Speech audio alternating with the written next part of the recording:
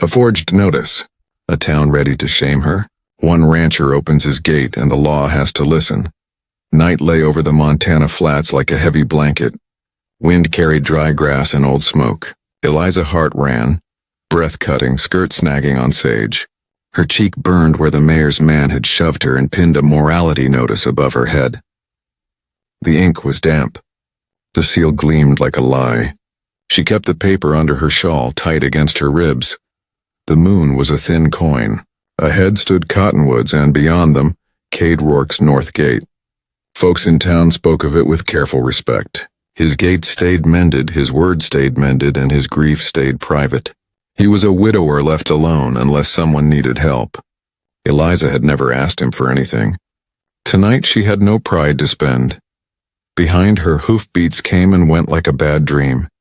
She kept her head low. She did not want the ranch to wake to a scandal she had not earned. The forged notice scratched her through the shawl. Morality, the heading said, as if a desk could plant shame where it did not belong. She reached the gate. It stood higher than her shoulder, barred with a thick beam.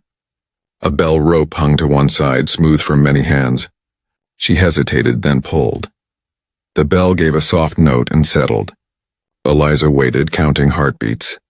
A dog barked. Leaves whispered. She pulled again, firmer. The bell's sound rolled across the yard. A light stepped into being in the distance, please, she said. Though no one yet stood to hear, she kept her chin up because her mother had taught her that even in trouble, a heart stood on her own feet. Footsteps came along the inside path. A lantern lifted, shining through the bars. Cade Rourke set the lantern on a hook and slid the beam aside. He looked at the road, her hands the edge of paper under her shawl. Miss Hart, he said quietly. Come in. Her knees wanted to fold, but she held them. She stepped through. He set the beam back and dropped the latch. The yard smelled of hay and clean water. Warm light lay across the porch. I have a notice, Eliza said. Her voice shook. She showed the paper. It is forged. They posted it on the school. They want my father's claim. If the board marks me, they will say I cannot hold property or teach. Cade did not take the paper. Heat first, he said. Facts after. He motioned her to the porch and knocked once on the door. Coffee and wood smoke met them. The house kept a quiet that knew grief. A woman stood by the stove, hair braided and looped. Ruth, Cade said, blanket and water. Ruth moved with the speed of habit. She set out a basin and cloth, then wrapped Eliza in a wool blanket heavy as a promise. You're safe here, she said. Eliza laid the notice by the lamp. The sheriff's seal sat proudly at the bottom. By the dateline, the mayor's ledger mark glinted, a neat oval with a tiny nick. Cade read without touching. His brow set. The hush let Eliza breathe. They will meet at dawn, she said. Church board, town board, same faces. They will say discipline. You walk to the right door, Ruth said. Cade looked at Eliza's cheek. May I? She nodded. He let Ruth tend the cut, then crossed to a sideboard where hooks held keys and a narrow ledger lay. He opened to a blank page, wrote the date, and closed it. You will sleep here tonight, he said. No board will touch you before I speak. The town will talk, Eliza said. The town talks, he answered. We will give it better words. Eliza watched Cade slide the notice into a plain envelope and tack it to a cork square by the door. He studied it like a ridge he meant to ride at first light.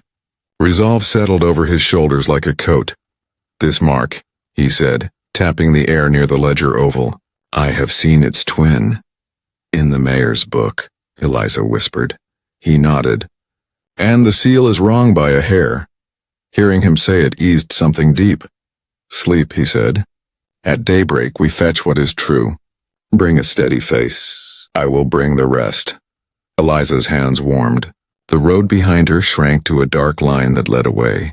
Inside these walls the night grew simple. Fire, water, quiet voices, a plan. Outside the bell rope moved once in the breeze and was still. The gate stood closed, and inside it she was not alone. She let the blanket hold her weight. For the first time since dusk her breath came easy. Dawn would come. When it did, she would stand. Dawn thinned the dark until the yard showed its shapes: corral rails, a pump, the north gate against pale sky. Eliza woke to coffee and the tick of a clock.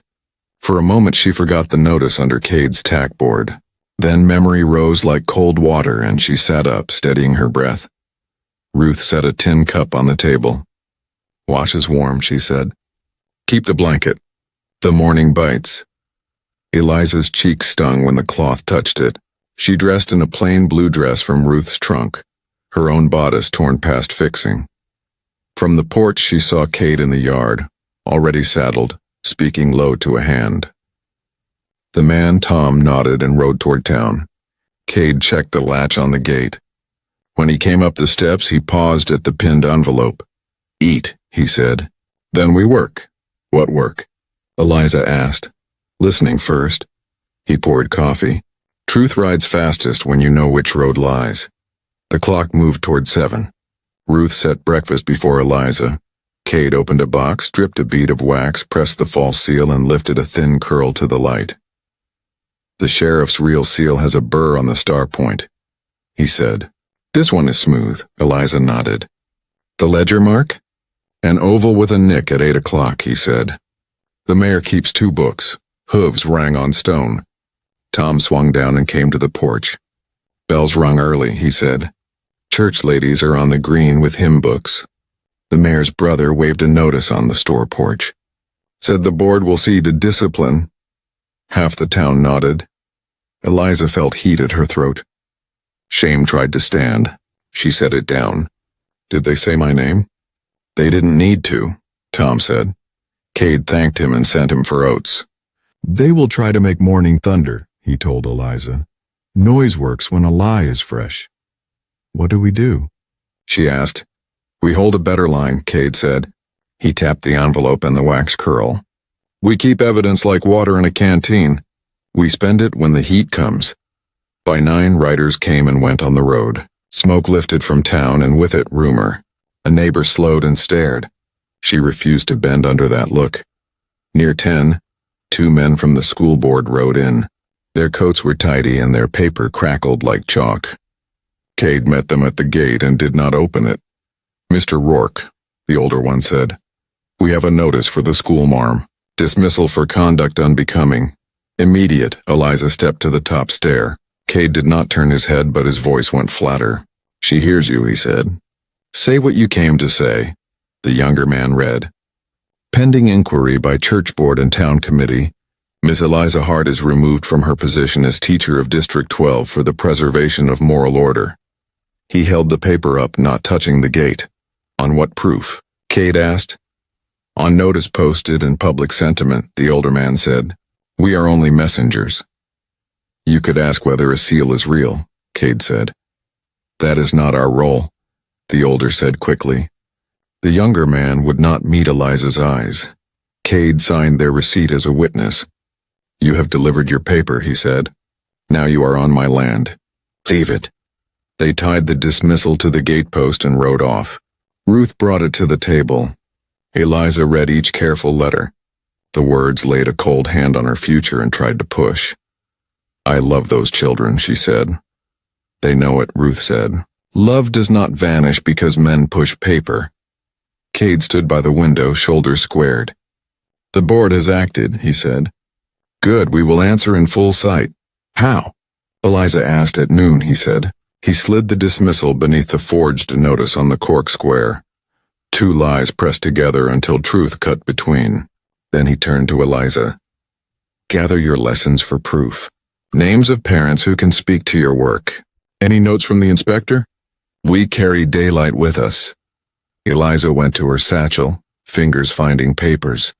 Attendance lists, a letter from last spring praising her arithmetic primer, crayon drawings smelling of wax and pine desks. She tucked them in a neat packet. Each page felt like a witness ready to step forward.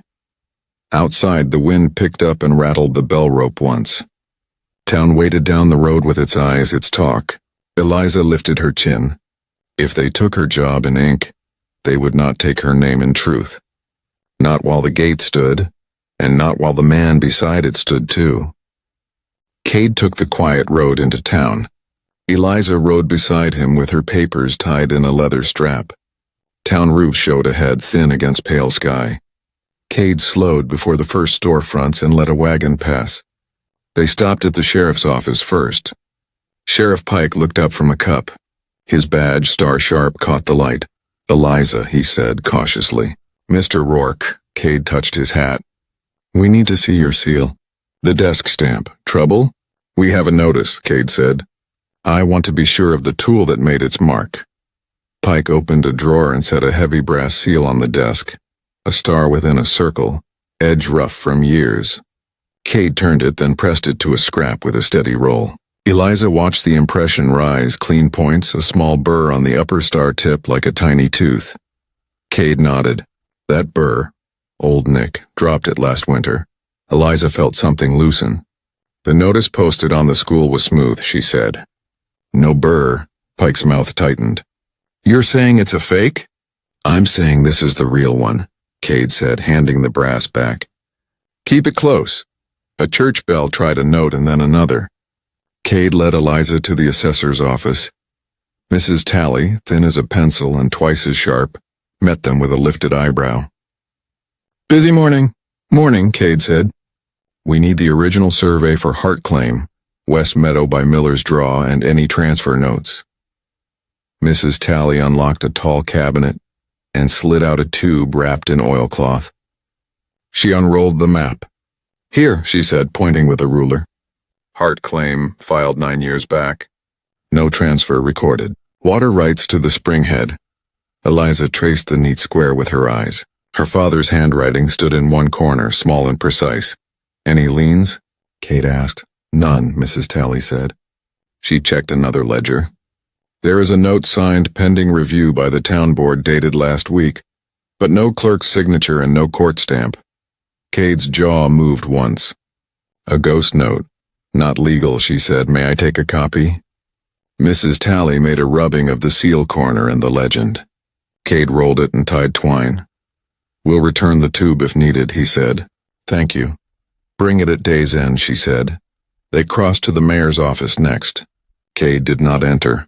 He stood by the window where a filing clerk sorted stacks. The clerk glanced up, saw Cade, and glanced down again. Eliza saw the mayor's private ledger on a side table, a dark book with a brass clasp and a small oval stamp beside it. The stamp's rim had a tiny nick near where 8 o'clock would lie.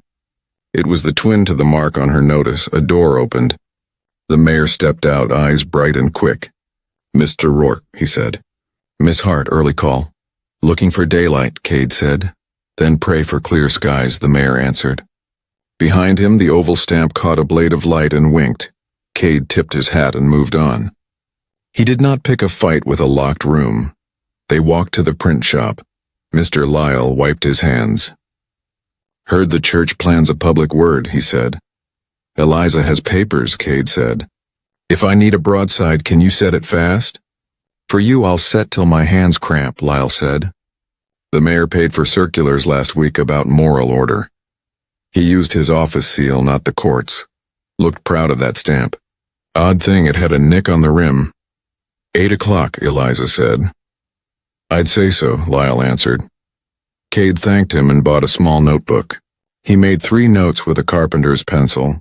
Burr on real seal. Oval nick. Survey untouched. The sun climbed and talk thickened. Women watched from the dry goods window. Boys lounged by the hitch rail. Cade turned to Eliza. "We have enough to stand," he said. "Now keep our pace. At noon we walk." Eliza felt fear fall into lines she could hold. She touched the packet under her arm and thought of the children's drawings inside. They rode back by the quiet road. At the north gate, the bell rope was still. Ruth stood on the porch. Noon waited, but it would not own her. She would carry daylight with her. Cade would bring the rest. On the boardwalk, Cade paused by the courthouse steps and studied the stone. "Crowds like edges," he said. "We will stand where the echo helps truth." He checked the clock over the bank. Eliza listened to the street and named the sounds. Wagons, a hammer, a piano, and the livery bell. Life kept moving even while Eli walked. The steadiness helped. Cade handed her the rubbing. "Keep it with you," he said. "If someone sneers, show this. If someone shouts, let the paper answer first." She nodded. Simple steps. A straight path. Noon would come and they would meet it. Wind rose by noon over Main Street. Eliza felt the town lean with it, eyes toward the courthouse. Cade did not hurry. He watched the clock, then turned down the quiet road. "Our ground first," he said. "Then theirs." At the north gate, a folded paper sat on the latch. Tom lifted it with 2 fingers. Block letters said, "Send her out. Town keeps order, midnight." A greasy thumbprint smeared one edge.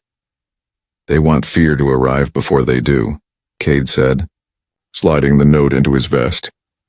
Inside, he laid their proofs on the table. Mrs. Talley's rubbing of Eliza's claim, the real seal's burr mark, Eliza's school packet, the forged notice. He tapped the rubbing. "This is our well," he said. "We draw from it when heat comes." Hooves scraped the roadside. 2 riders slowed to stare through the rails. One smiled without humor. "Busy day, Rourke?" "I keep my pace," Cade said. The riders moved on. Pressure came in layers. Ruth's nephew arrived breathless with a flour sack. Mr. Keller said no more credit, he panted. Mayor's word. Cade paid cash and sent the boy back with a message. "Tell him I will remember who holds his ledger." Eliza set the sack by the pantry. "They want the house to starve on rumor," Ruth said. "We will not," Eliza said. A hand from the lower pasture reported the north trough low and a gate found open. "We turn 3 steers back," he said. "Thank you," Cade answered. "Double riders on that corner. No one rides alone." Eliza watched as he spread calm, 1 order at a time. She loosened the dismissal crease and set it under the forged one. Lies pressed together until truth could cut between them. Under her palm, the children's drawings felt like small fires. Tom brought word from town. "The mayor hired 2 strangers," he said. "Red scarf." A scar through his brow. "They asked who runs your west line." "Names?" Cade asked. "They didn't give any," Tom said. "They laughed at the bell rope." "The bell I pulled?" Eliza asked. Tom nodded. "Some men laugh at the sound that gathers help." Near 3, a deputy with a loaned badge arrived with a folded paper. He lifted it high. "Town hearing at sunset. If Miss Hart signs a confession, the board spares public shame." Eliza stood straight. "There is no confession." "The board prefers order," the man said, eyes on Cade. "If there is disorder, they will say a husband should have kept a wife better." Cade read the paper and handed it back. "Carry a reply," he said. "Tell the board we walk at noon tomorrow with proof. Tell the mayor we speak in daylight." The deputy tried to smile and failed, then rode off. "They want to rush while minds are hot," Ruth said. "So we cool them," Cade said. "How?" Eliza asked. "By standing where all can see and letting paper answer paper," he said. "By not hiding." He sent Tom to ask 3 neighbors to watch the fence and 2 mothers to be ready to speak for Eliza's work. Eliza washed ink from her fingers and tied her hair tight. She could not stop what men said in kitchens, but she could order the stack of proofs in the rhythm of her breath. Late afternoon, Keller's wagon rolled past, heaped for someone else. Keller tipped his hat without meeting their eyes. Eliza watched kindness bend under pressure and told herself it would bend back when the weight lifted. The last shove came with dust and noise. 3 riders drew up hard at the fence, throwing gravel. Red Scarf sat center, Scarbrow to his right and the Smiler from Noon to his left. "Midnight," Red Scarf said. "We ask politely now." Cade stood on the top step. "You used your ask," he said. "Now hear mine." "Stay off my fence," Red Scarf laughed. "Your fence holds in the day. Night cuts wire." He touched his hat to Eliza without meeting her eyes. "Ma'am." Eliza did not step back. She let her gaze pass through him as if he were wind. The men turned and left a ragged curl of dust. Evening leaned down. Pressure pressed, then paused like a fist drawing back. Cade hung a lantern on the porch and another by the north corner. "Light makes some men remember they have names," he said. "We eat, we rest. We walk at noon. Let them run ahead and tire. Eliza tasted the stew and found she could swallow. The day had tried to narrow her into fear. She widened herself with each bite and steady breath. The papers on the table waited like horses. Wind shifted toward town and a bell began to ring, steady now, reminding every house where truth would be heard. Main Street gathered before noon. Men lined the boards. Women watched from windows. Kate and Eliza left the north gate and walked at an even pace. Kate carried a small book and twine. Eliza held her packet against her heart. The church bell let go a last note. Cade chose the center of the street where dust lay smooth. At the courthouse steps, the mayor and 3 board members waited with papers like shields. The mayor smiled like a knife. "Order," he called. "We meet for the clean life of this town." Cade raised his hand, palm open, announcing, not asking. Murmurs thinned. "We stand for truth first," he said. "Truth does not fear light." He set his book on the bottom step and loosened the twine. Out came Mrs. Talley's rubbing of heart claim, the imprint from the sheriff's real seal, Eliza's letters and attendance lists, and the forged notice. He laid each in a row so even the boys could see. "Miss Eliza Hart is accused by a paper," Cade said. "Before you stain a name, look at the tools used to shame her." He lifted the rubbing. "Original survey on file with the assessor. The claim stands in her name. The water rights are hers." He held up the fresh seal impression. "This is the real seal. Note the tiny burr at the star point." He set it beside the forged notice. "This notice bears a smooth star. It is not the sheriff's mark." "Technical," the mayor said. The spirit is truth," Cade answered. "Also note the oval stamp beside the date. It is a private ledger mark, not a court stamp. It matches the mayor's desk stamp. I saw its twin this morning." A murmur ran like wind in the grass. Mr. Lyle from the press called, "I saw it too last week." Eliza stepped forward just enough to be seen. She spread what mattered: the inspector's letter praising her class, the attendance sheets, and 3 children's drawings with her name. She let the paper speak. Faces shifted as if a cloud slid off the sun. The mayor said, "Public morals require swift action. We need not call a court for every small stain." "You may not counterfeit a seal," Cade said. "You may not use a private stamp to ruin a woman and reach for her land." A boy on the rail shouted, "My sister reads because of her." His mother hushed him, but not hard. Cade looked at Eliza, then at the town. "You know my grief," he said. "You also know my word stays mended. I will not watch a forged paper drag a good name through dust, nor watch men bend the law to steal." He faced Eliza. "If you allow, I will set a shield the law cannot ignore." He turned to the crowd. "I propose legal marriage to Eliza Hart here and now, for her protection while the judge receives our proofs. This is not a yoke. This is shelter by consent." The words fell like stones into a pond. Circles went out. Ruth by the livery nodded once. Heat climbed Eliza's throat. She thought of her father's hand on the survey and of the bell rope in Cade's yard. She also thought of the word husband, thrown like blame by small men. She lifted her chin. "I accept," she said. "On terms." "Name them," Cade said. "No lies between us," she said. "No hand laid on me without asking. No debt was put in my name. When the judge answers and the town hears itself, we choose again." Cade's mouth moved once. "I agree," he said. The mayor sputtered. "This is a stunt. The board has not sanctioned." "The law has," Cade said. "A court hears better when a woman is not being hounded from her home." Sheriff Pike stepped from the shade and touched his badge. "If the lady consents and the man consents, that is the law's road," he said.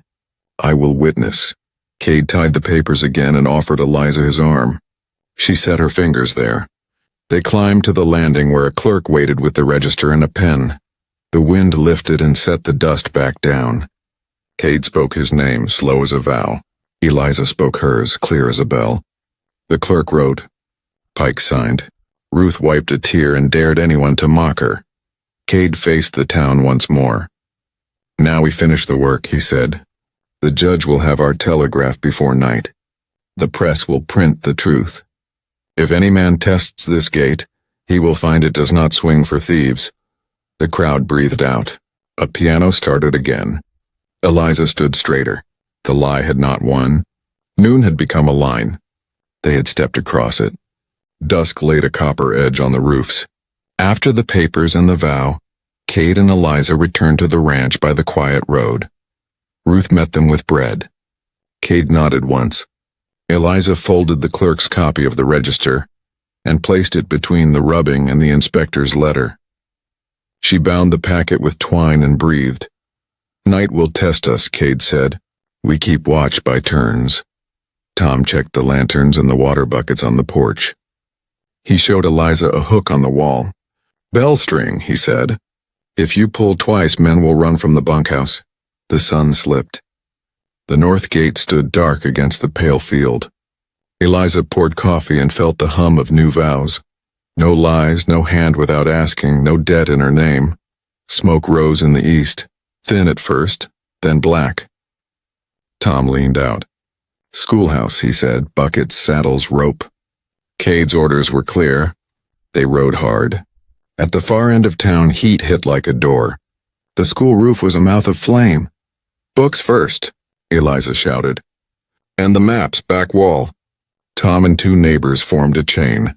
Eliza tied her skirt and plunged through the door where smoke lay low. She pulled the attendance box, primer stack, and the trunk of slates. Ruth caught them and passed them out. Eliza coughed until her chest burned.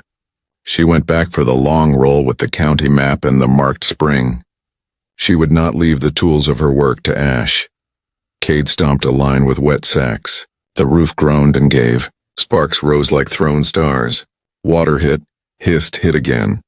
Scarborough stood by the pump with a grin that did not belong on his face. Shame, he said. Fire moves quickly. Cade did not look at him. Keep the rope tight, he told Tom. Hands closed in. Scarborough faded when he saw how many stood together. The worst has passed. The school blackened but did not fall. Desks steamed. Eliza pressed her palm to the map roll and felt grief and under it a hard calm. They will say this was an accident, she said. They will try, Cade answered. Mr. Lyle ran up, apron gray. They jumped me, he gasped. Red scarf and a quiet one. Smashed type, stole the morning forms, tried to drag me to the alley. Are you hurt? Eliza asked. Pride, he said. Plates for last week's circulars are safe. Proof of the mayor's stamp is in my back cabinet. But they took the lead for notices in the new headline blocks. Said no presses would turn tonight. Show us, Cade said. They crossed to the print shop. Windows were broken. A case of type lay scattered like seeds. Lyle unlocked the back cabinet and pulled two plates wrapped in paper. On one, the oval stamp was clear as a coin, and Nick cut the rim at 8 o'clock. Eliza touched the edge. Hold tight to these, she said. They mean to erase, not argue. Cade set a lamp on the proofing table. We set our own path, he said. Tom, bring telegraph forms from the depot and 2 sound men. Lyle, can you set 1 sheet if we bring you a copy? I can set a shout with 4 words, Lyle said. Cade looked at Eliza. Write it, he said. Plain, what burned, what was saved, what is false. What we send the judge, Eliza wrote, schoolhouse fire contained. Attendance and maps preserved. Forged notice bears smooth star. Real seals burr proven. The mayor's private stamp matches the posted paper. Evidence to be telegraphed to the territorial judge tonight. Witness names to follow at dawn. She slid the page to Lyle. He set the lines. The press coughed, rattled, and rolled. The first sheet came out wet and brave. Lyle hung it on a string. Outside, hoofbeats hammered and passed. Red Scarf peered through the broken window, saw the press turning, and swore. Cade lifted the lamp so his face stood calm. Red Scarf wrote on. Tom brought telegraph blanks and a coil of wire. Depot clerk says the line is open. He will keep the key tapping. Cade gathered the packet. Rubbing, seal impression, inspector's letter, register copy, and Lyle's plate proofs. He added Eliza's statement and tied the bundle. This ride on the wire before midnight. The town smelled of wet ash and hot iron. Eliza stood in the doorway and watched the street breathe. Fire had come. They were still on their feet together. Cade touched her elbow, asking, then steadying. "Ready?" "Ready," she answered.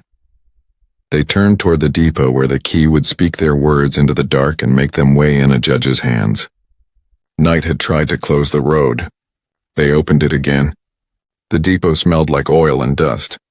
The telegraph key clicked like a fast cricket. The clerk, thin and ink-stained, looked up as Cade set a twined bundle on the counter. "Urgent to the territorial judge," Cade said. "Signed by me and witnessed by Sheriff Pike." The clerk flipped his log. "Line is clear." "Say it." Eliza read steadily while the clerk tapped. "Forged notice with smooth star. Real seal bears burr. Oval ledger stamp tied to mayor. Assessor confirms heart claim untouched. Schoolhouse fire. Press attacked. Evidence secured. Plates show private stamp. Registry copy of marriage enclosed. Witness statements to follow at dawn." Each point left her mouth like a nail set in a plank. Cade signed. Pike stepped from the doorway and added his name beside the badge. "I will hold a copy," he said. "If anyone asks what I knew this." The key clattered back with the judge's reply. "Received," the clerk read. "Hold the line for further matter." Outside, the town felt different, like a room with a window opened. Smoke still hung, but it moved. Lyle's broadsheets dried on strings like flags. The headline read, "School fire fails. Forged seal exposed. Evidence wired to judge." Lyle pressed sheets into Eliza's hands. "Hang them where eyes land first." They nailed one by the pump, one at the livery post, one at the depot door. Ruth set 3 in the grocer's window. People read aloud as if to prove the marks meant what they said. A farmer traced the burr on the star and nodded. "That nick is there," he said. 2 mothers stood shoulder to shoulder. "My boy stammers less now," one said. She let him read when others mocked him. The other lifted her chin. "They used her name to scare us. I am done being scared." The mayor came down the steps, smile too tight. "Irresponsible printing," he snapped. "Then stop stamping public papers with private marks," Lyle said from his doorway. Red scarf and scarbrow circled slowly.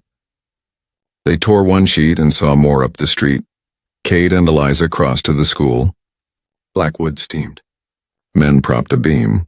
Women sorted books from ash. Eliza thanked each by name. A girl brought the attendance box Eliza had saved. "I dried it by our stove," she said. "Mama said to bring it back." Eliza hugged the box, then set it down. "Tell your mama thank you." By mid-morning, the sheriff posted his own notice on the courthouse door. "Office seal misused. Investigation open. Witnesses wanted." Beneath it, they pinned a fresh impression of the star with its burr. "If a paper lacks this, bring it to me," he told the crowd. The church ladies came with brooms, faces stiff, then softened when they saw the work was mending, not gossip. One offered Eliza a basin. "I spoke too fast last week," she whispered. "Words can be pulled like weeds." "I will try." Eliza felt the town tilt. Not all the way, enough to keep a woman from falling. Tom reported the outer fence a quiet. "The riders have no hurry now," he said. "They wait to see which way the wind goes." Cade used that wait. He sent 2 boys with broadsheets to outlying ranches. He asked Keller for flour by name and laid full coins on the counter. Keller hesitated, then bagged the flour. "My wife read the sheet," he said. "She says I sleep better when I do right." Near noon, the judge's second wire arrived.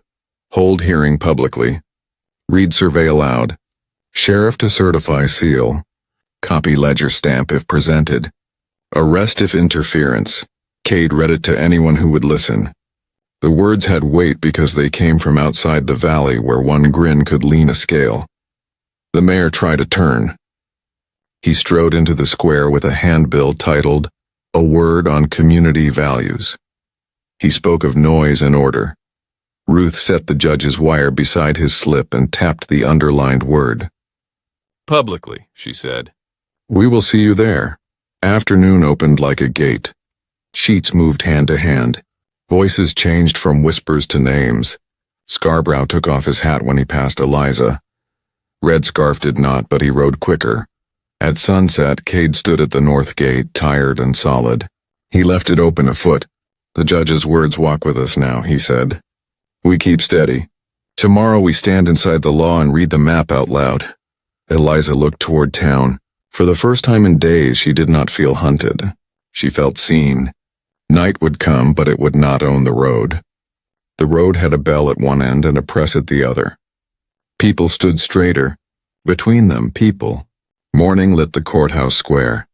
Neighbors came to hear. Cade and Eliza walked side by side. Sheriff Pike met them with a lockbox. "Open and full," Pike said. "The judge's wire is pinned where all can see." Inside, benches creaked. Mr. Lyle stacked broadsheets. Mrs. Talley stood with the survey tube. The mayor waited at a front table with 2 board members and a clerk who would not lift his eyes. Red Scarf leaned in the doorway until Pike's stare found him. Pike said, "We hear a charge that a forged notice was used to harm a citizen. We will read the survey, certify the seal, and copy any private stamp if shown. Order will hold." The mayor raised a hand. "Before this starts—" "It has started," Pike said. Cade unrolled a rubbing and set it in the light. "Heart claim," he said. "Filed 9 years back. No transfer. Water rights at the spring head." Mrs. Talley pointed. "True. Recorded and sealed." Pike opened the lockbox and took out his brass seal. He pressed it and held the impression high. "This is mine. Note the burr on the upper star. Bring me a paper without that tooth and you bring me a lie." Eliza placed the forged notice beside the fresh impression and folded her hands. Cade said, "We ask that the posted paper be compared in the open. Where is the stamp that made the oval beside the date?" The mayor's smile thinned. "Office supplies do not decide morals." "Our people know tools from tricks," Lyle called. Pike told the clerk, "Fetch the stamp." The clerk looked at the mayor. The mayor's eyes were hard. "The judge says publicly," Pike read from the wire. "Bring it." The clerk returned with a small oval tool. Cade leaned toward the light. The rim had a nick at 8 o'clock, twin to the mark on Eliza's notice. Mrs. Talley made a rubbing. Stamp, nick and all, and held it up. "Copy it to the record," Pike said. Red Scarf stepped from the doorway. "Enough paper," he said. Pike nodded once. 2 ranch hands and Tom placed themselves like fence posts. Red Scarf found himself blocked by men who had no wish to fight and no plan to move. He backed up to the door. Cade laid Eliza's inspector letter beside the attendance sheets. "Her work speaks," and we said. "Let the parents speak too." 3 mothers stood. One said, "My girl reads at our table." Another said, "She sits in front because Miss Hart said a small voice is still a voice." The third said, "If you touch her name, you touch ours." Pike closed the lockbox. "Mayor, speak to the stamp on your desk." "It is decorative," the mayor said. Eliza set the forged notices oval by Mrs. Talley's rubbing. The twins matched. The room inhaled. Pike looked at the 2 board men. "Did you know?" One shook his head. The other stared at his boots. "We were told the sheriff approved," he whispered. "The sheriff did not," Pike said. He turned to the deputy who had carried threats on borrowed paper. "Who sent you?" "The mayor's brother," the deputy said. "He said the order needed a push."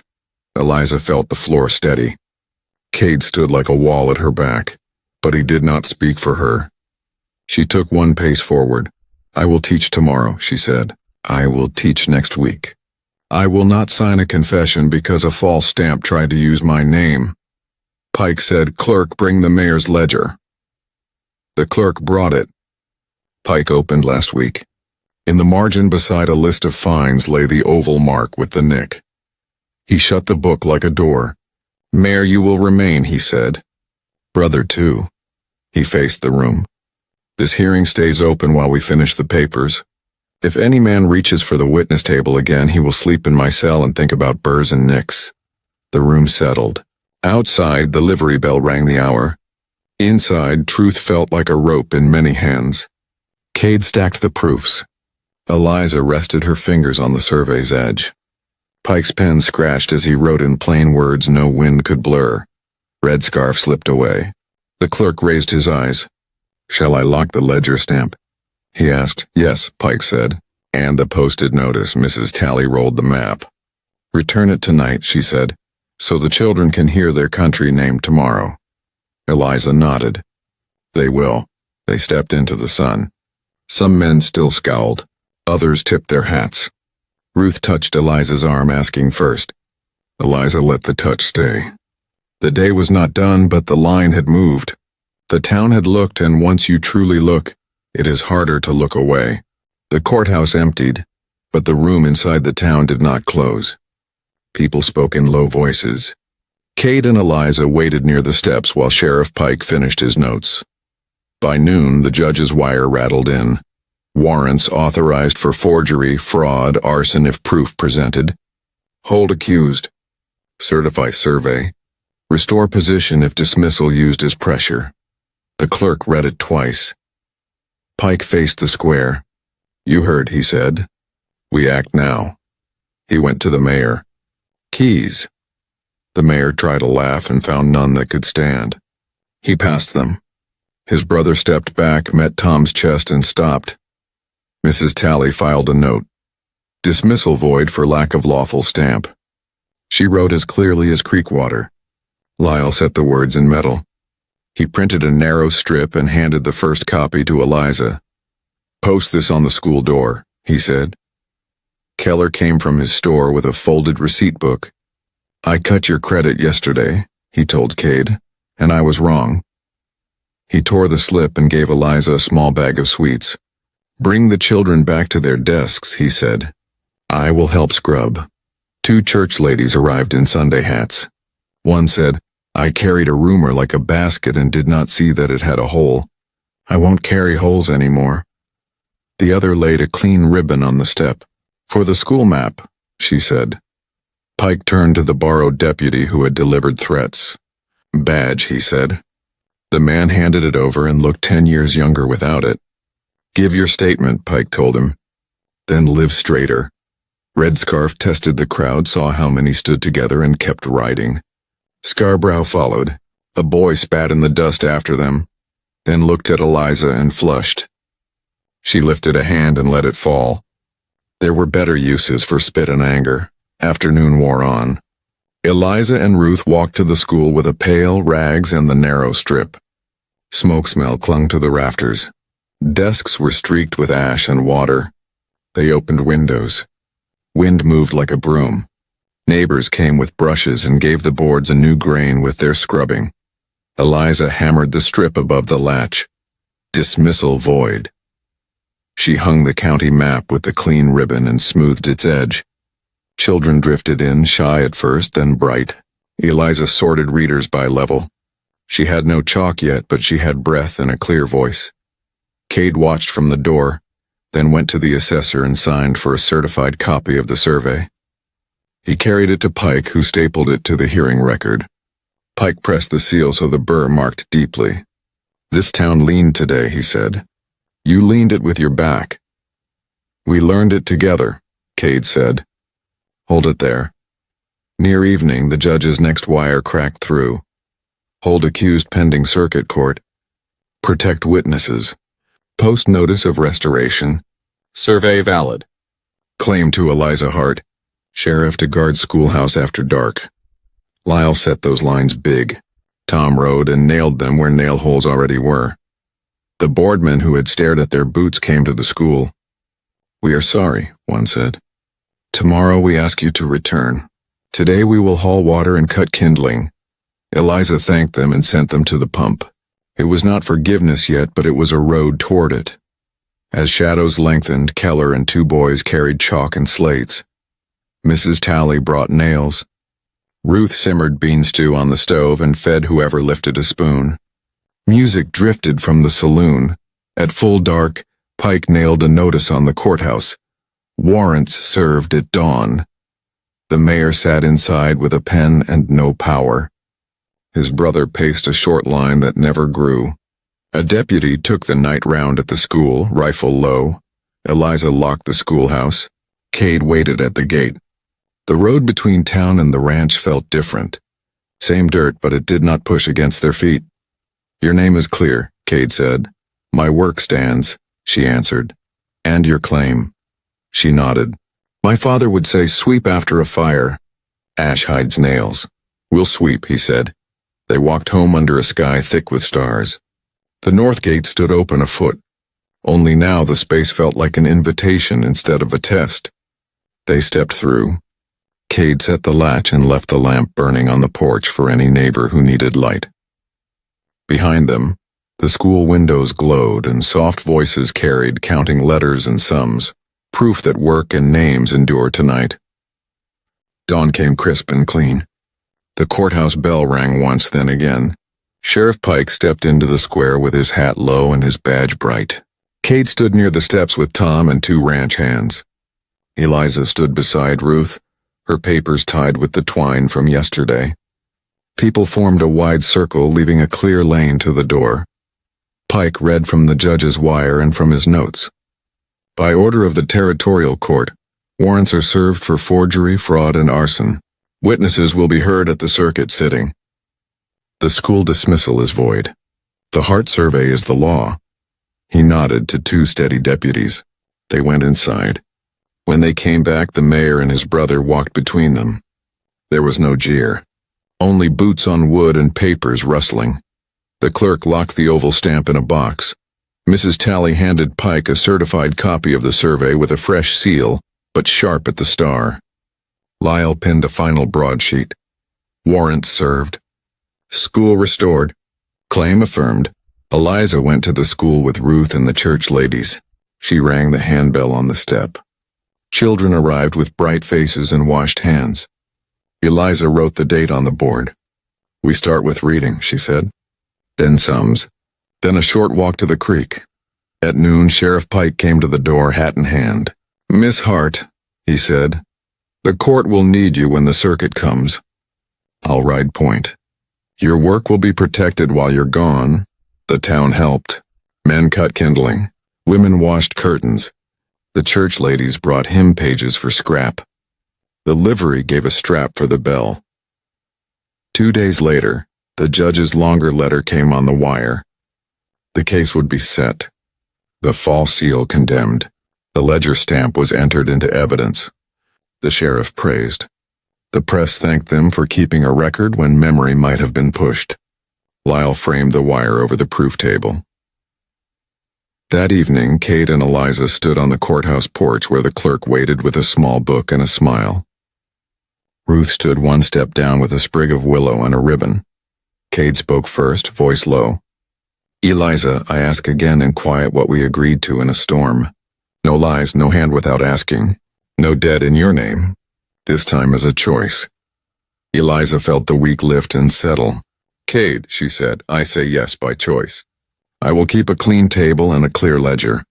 I will teach and stand with you. When a lie comes, we meet it with paper and people. When night comes, we hold a light. Sheriff Pike signed. Ruth laughed through tears. Lyle clicked a photo. The clerk closed the book. They walked home at dusk. The north gate waited. Cade left it open, not wide, but open enough for anyone who needed a step toward safety. He hung a lantern above it so the light made a quiet circle. This stays, he said, so people remember what a gate is for. Days took on shape. Eliza rose early, walked the rows of beans, then the rows of desks. Cade checked fences, then checked on neighbors who had once looked away. Men who had laughed at the bell now tipped their hats. Red Scarf and Scarborough were gone. Sometimes the town talked too much again. Then Ruth would say, hush, and point at the broadsheet where the burr on the star still showed. People would look, remember, and swallow extra words. Truth sat on the tongue. On Sundays, Eliza and Cade paused by the open gate before church. Leave it? He would ask. Leave it, she would answer. One night, a stranger sat on the step and breathed until his hand stopped shaking. Ruth brought tea. Cade said little and meant much. Eliza pressed a clean paper into a rough palm. If they tell a lie about you, write your truth. We will help you carry it. Winter would come. Spring too. Storms would knock and be answered. A town that once leaned toward a whisper learned to lean toward a hearing. Years later, the bell rope's mark on the post grew deeper from many pulls, each one a story of a door that opened and a name kept clean. At the end of that first long week, Cade and Eliza stood by the fence at dusk. Meadowlarks stitched the air. The school windows glowed. The press clicked. The road lay clear. Cade took Eliza's hand, asking, and she let him. He said, "I do," again, soft as before. She answered, "I do," and the rest was work and rest and watching the light hold. The town learned to hold its tongue. The gate stayed open. Did this story move you? Tap like to help more people find it. Tell me in the comments, which moment hit you hardest? The noon walk, the school fire, or the final "I do"? Subscribe for more clean Western romances and turn on the bell so you don't miss the next release. Share this with a friend who loves slow burn love and justice.